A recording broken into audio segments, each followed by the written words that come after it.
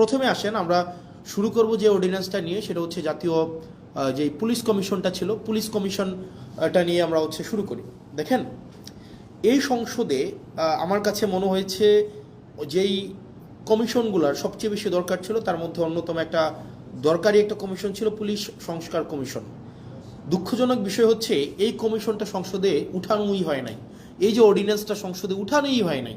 অর্থাৎ এটা আলোচনার জন্য এটার প্রয়োজন আছে কি না, বা এটা কতটা প্রয়োজন, জনগণের জন্য কতটা প্রয়োজন, এটা নিয়ে আলোচনা করার জন্য সংসদে উঠানোই হয় নাই। মানে পুলিশ এই অভ্যুত্থানের অন্যতম একটা স্টেক হোল্ডার, তাদের রোল কী ছিল সেটা নিয়ে আমাদের পরবর্তীতে কথাবার্তা আছে, কিন্তু অন্যতম একটা স্টেক হোল্ডার। আমরা পরবর্তী রাষ্ট্র ব্যবস্থাটা যদি জনবান্ধব করতে চাই তাহলে পুলিশের স্বাধীনতা না, পুলিশের সুরক্ষাটা আমাদের প্রয়োজন ছিল। কিন্তু দুঃখজনক বিষয় হচ্ছে সেটা নিয়ে এই সংসদে কোনো ধরনের কথা সরকারি দল বলতে দেয়নি। সরকারি দল এই অর্ডিন্যান্সটাকে জাস্ট ল্যাপস করে দিয়েছে।